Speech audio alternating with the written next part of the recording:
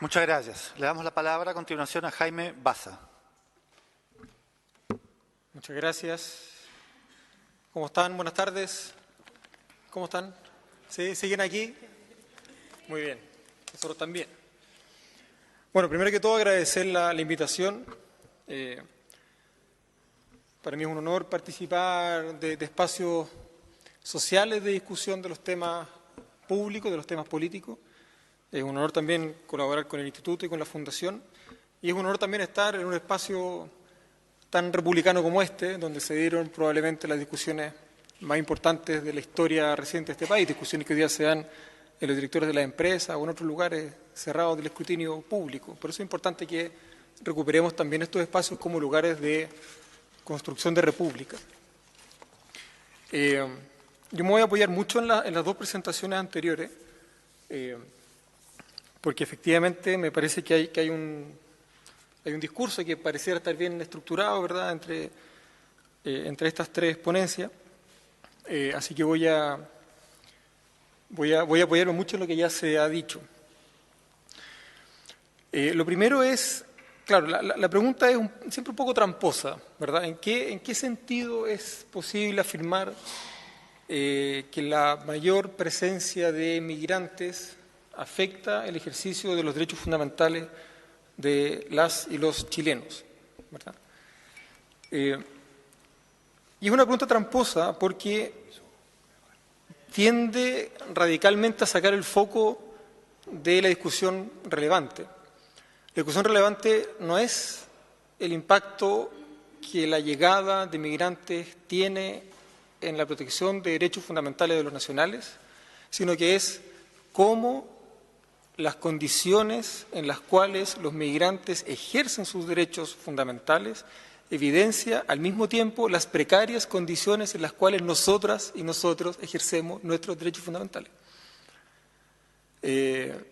Estamos mirando casi que con cara de culpa, ¿verdad?, y enjuiciando a las y los migrantes como si ellos fueran los responsables y las responsables de que nosotros estuviéramos ejerciendo nuestros derechos fundamentales en condiciones tan precarias, cuando en realidad hace 20 años nuestros derechos fundamentales eran ejercidos en condiciones tan precarias como los que nosotros ejercemos ahora. Claro, lo que pasa es que es más fácil echarle la culpa a los inmigrantes, ¿verdad?, y no hacernos cargo de lo que nos corresponde a nosotros. ¿Y qué es lo que nos toca a nosotros? Primero, hay que despejar de entrada las condiciones, digamos, económicas, sociales, culturales, en las cuales las personas, con independencia de su nacionalidad, ejercemos derechos fundamentales en Chile. Chile es un país radicalmente neoliberal. Es algo así como la Corea del Norte del capitalismo. Es tan dura la radicalización del régimen neoliberal en Chile que hay cosas que ni siquiera pueden ser dichas. Por ejemplo, en Chile no podemos decir sistema de seguridad social, solidario, universal, de reparto. Eso no se puede decir. No, que el sistema está quebrado. En Chile no se puede hablar de sistema público de transporte, público. No, porque el Estado tiene que meter no sé cuánto dinero. Bueno, el Estado hoy día mete no sé cuánto dinero igual en un sistema privado malo, no solamente en Santiago, también fuera de Santiago.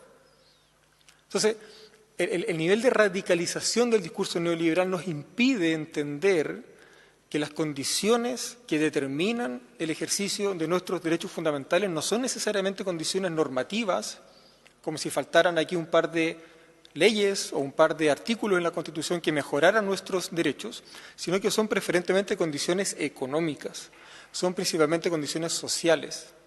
Y esas condiciones son las mismas con migrante o sin migrante. Son las mismas. Lo que pasa es que, claro, como los migrantes están en una situación de desventaja estructural mucho más dura que la que tenemos los nacionales, claro, en ellos, en ellas, se ve mucho más duramente la precarización estructural. Pero las condiciones económicas, sociales y culturales en las cuales nacionales y migrantes ejercemos nuestros derechos fundamentales son las mismas. Entonces, antes de andar culpando al migrante, miremos cuáles son nuestras condiciones para el ejercicio de derechos fundamentales. Vamos a ver cómo ejercemos el derecho a la salud. Vamos a ver cómo ejercemos el derecho a la educación. Vamos a ver cuáles son las condiciones para el ejercicio de nuestros derechos políticos. Y después echémosle la culpa al empedrado. Después echemos la culpa a la gente nueva. Como si nunca hubiéramos tenido migrantes. Pero bueno, y después echemos la culpa a los demás. Porque en un país donde la capacidad adquisitiva del bolsillo individual determina las condiciones de ejercicio de derechos fundamentales, no es posible hablar de derechos fundamentales.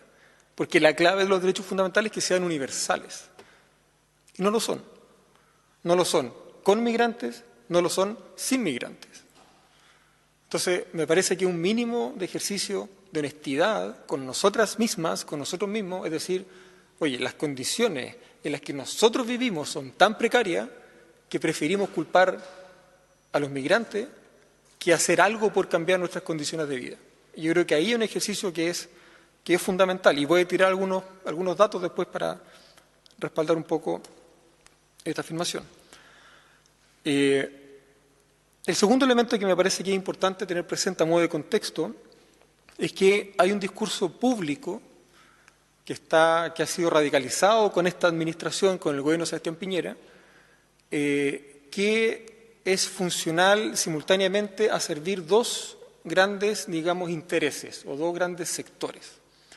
Por un lado, tranquiliza, entre comillas, a esos sectores de la sociedad civil que de una manera temerosa y desinformada hablan en contra de los migrantes.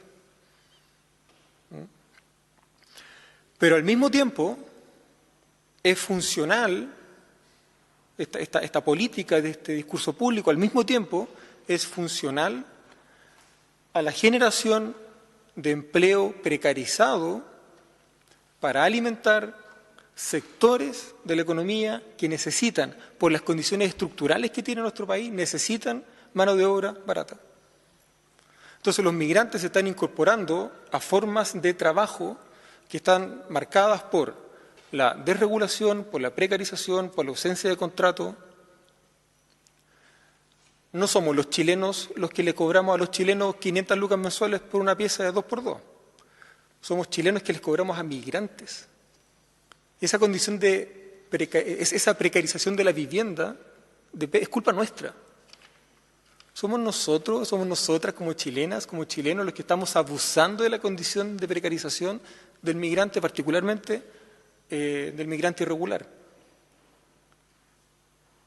Esto es exactamente al revés.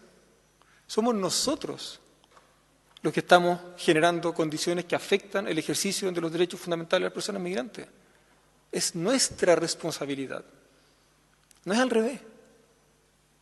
Pero claro, como el discurso público está centrado preferentemente en la frontera, ¿cierto? Nuestra legislación es una legislación de extranjería que se preocupa del tráfico de personas por la frontera, del flujo de personas por la frontera, y no es una legislación de inmigración que se preocupe de la incorporación, de la recepción de las personas en la sociedad de acogida.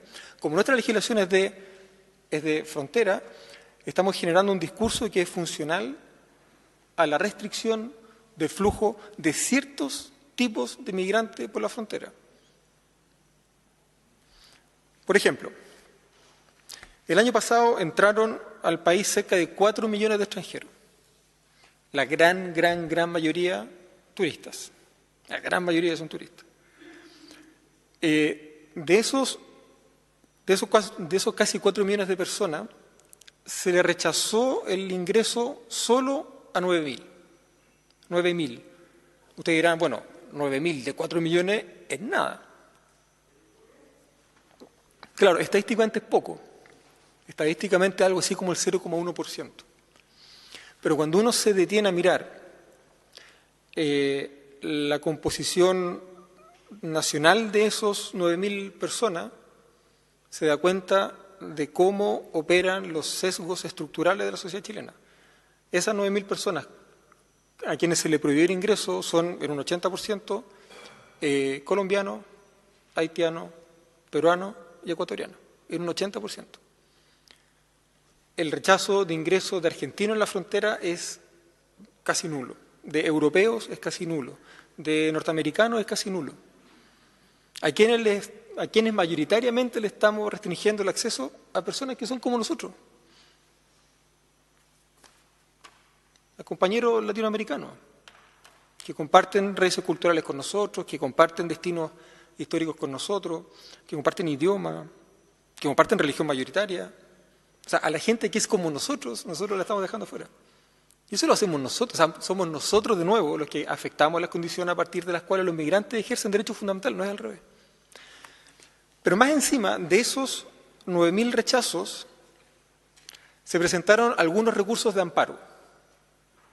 Bueno, uno dirá, bueno, claro, la afectación al ejercicio de los derechos fundamentales requiere de algunos mecanismos de modo tal de garantizar que esas personas cuyos derechos han sido afectados puedan ejercer sus derechos fundamentales. Vale, el recurso que protege el libre tránsito de las personas es el recurso de amparo.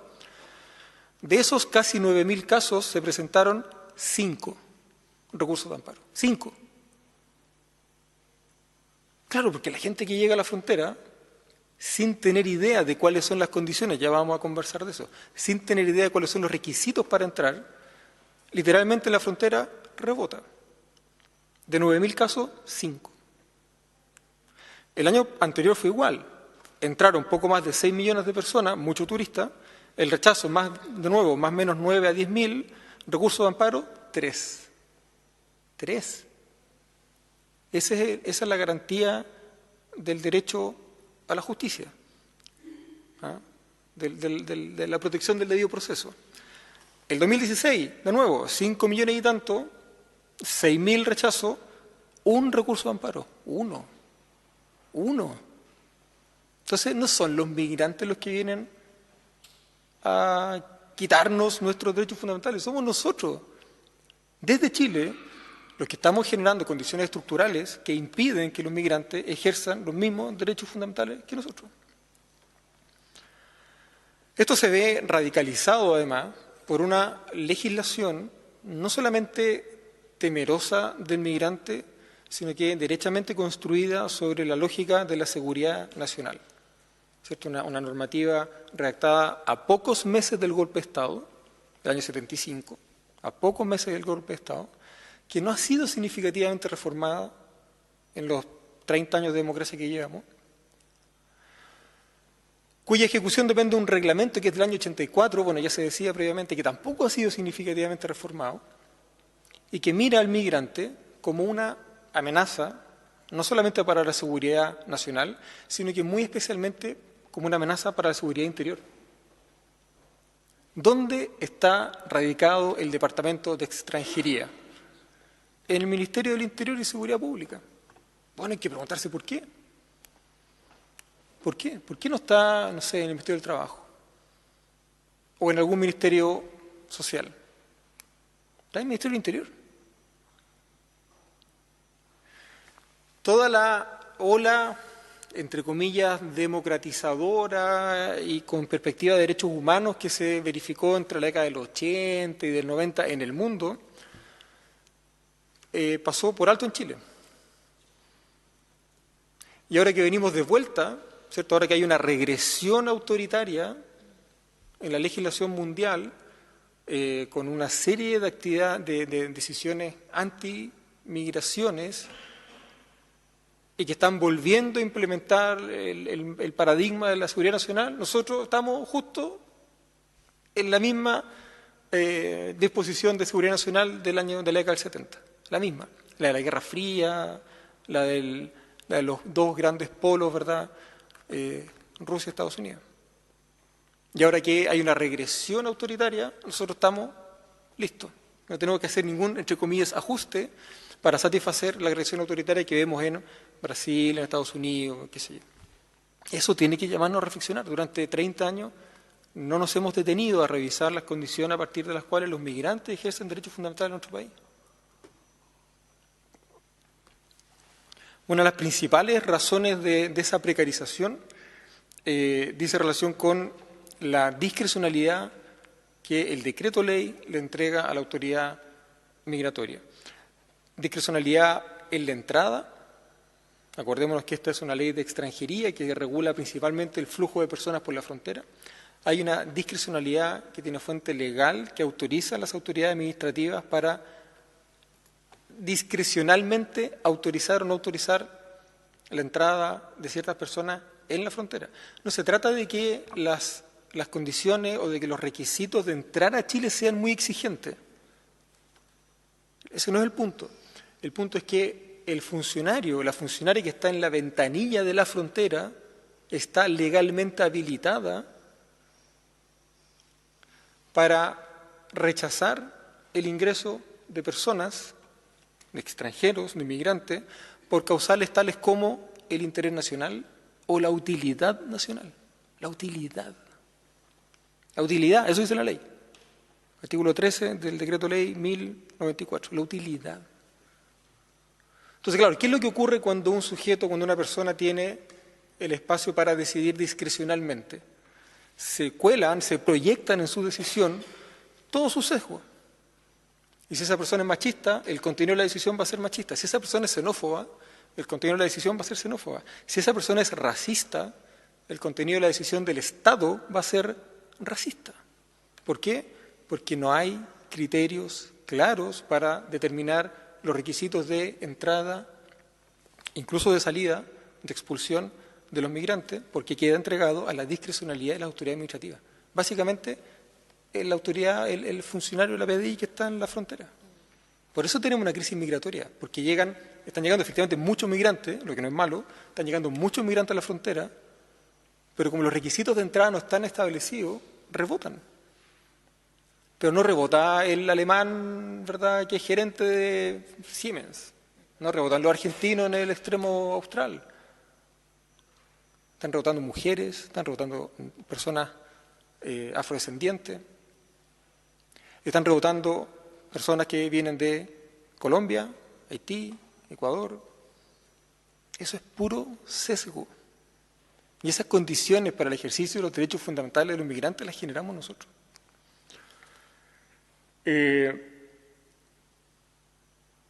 Bueno, yo podría estar mucho rato aquí hablando. ¿Cuánto llevo? ¿Cuánto me falta? No me fijé cuando empecé a hablar. ¿Ya cuánto más? ¿Unos 5? ¿Sí? Ya. Miren, algunos datos para comprender las falencias que tiene la legislación chilena.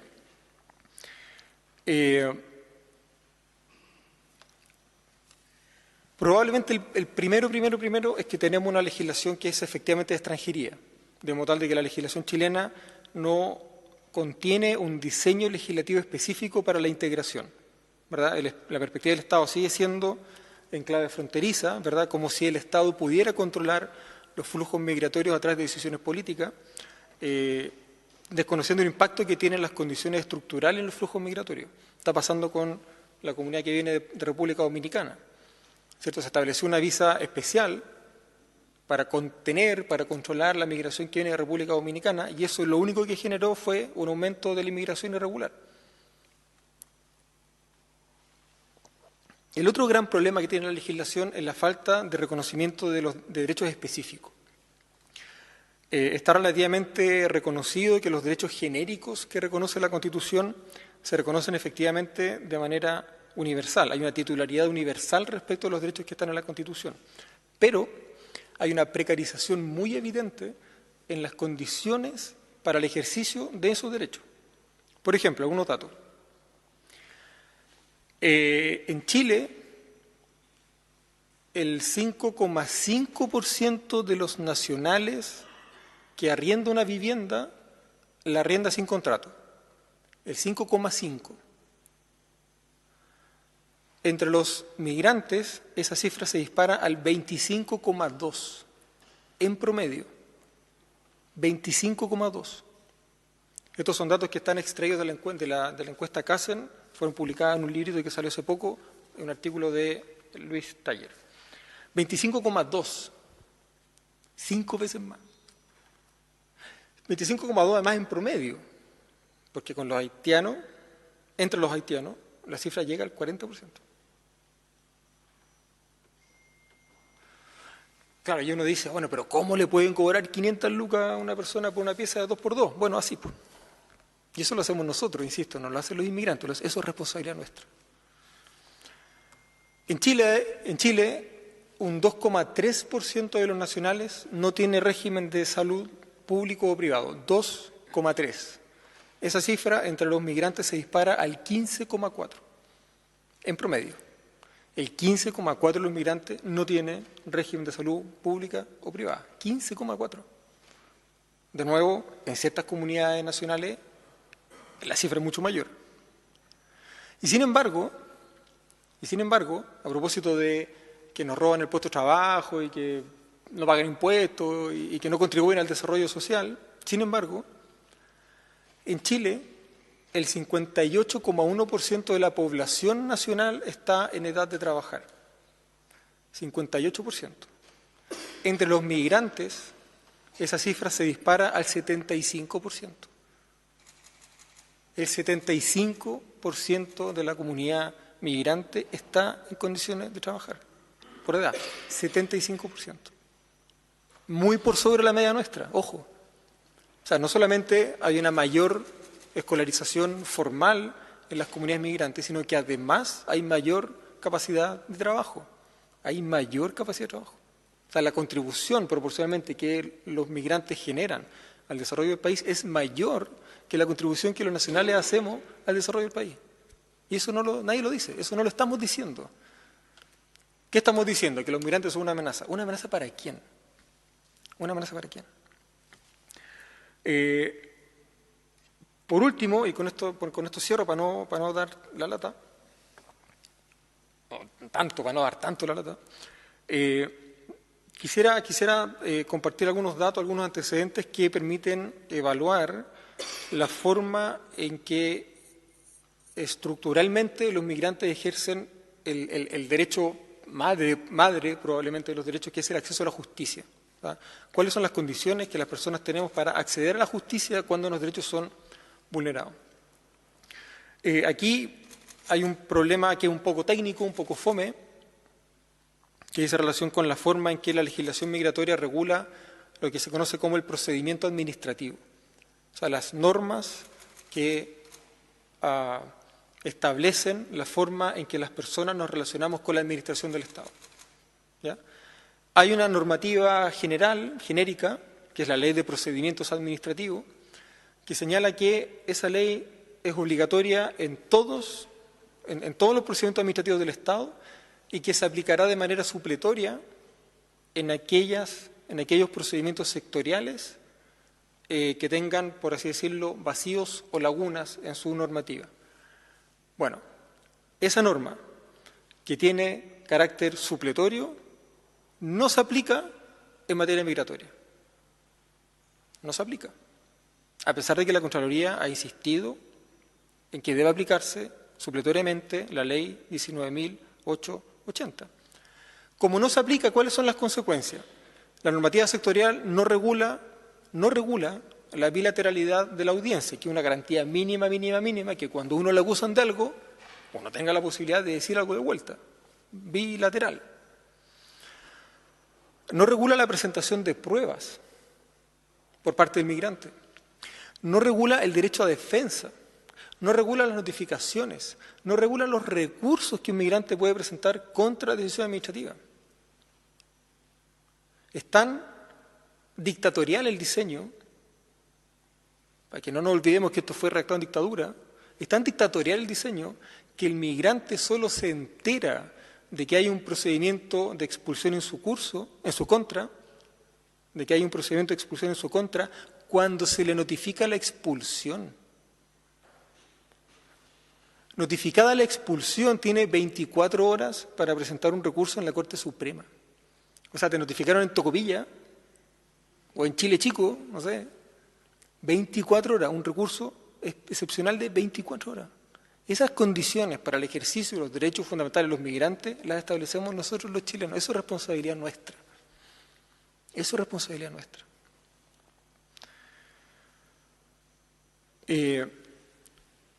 Y lo que termina pasando, y creo que aquí hay un dato que puede ser súper interesante, sobre todo para llevarlo fuera de esta sala, ¿cierto? Porque aquí en general hay personas que estamos preocupadas por este tema y que tenemos alguna sensibilidad especial con el tema migratorio, pero todos nosotros participamos de muchos espacios sociales, de muchos lugares, familias, reuniones, etcétera, donde hay gente que no tiene ningún interés en el tema migratorio. Y es nuestra responsabilidad extender esta presencia física, ¿verdad?, para que la gente que no está en condiciones de venir, porque no quiere, porque no le interesa, porque está en contra de los migrantes, se entere, aunque sea a través nuestro, de ciertas cuestiones.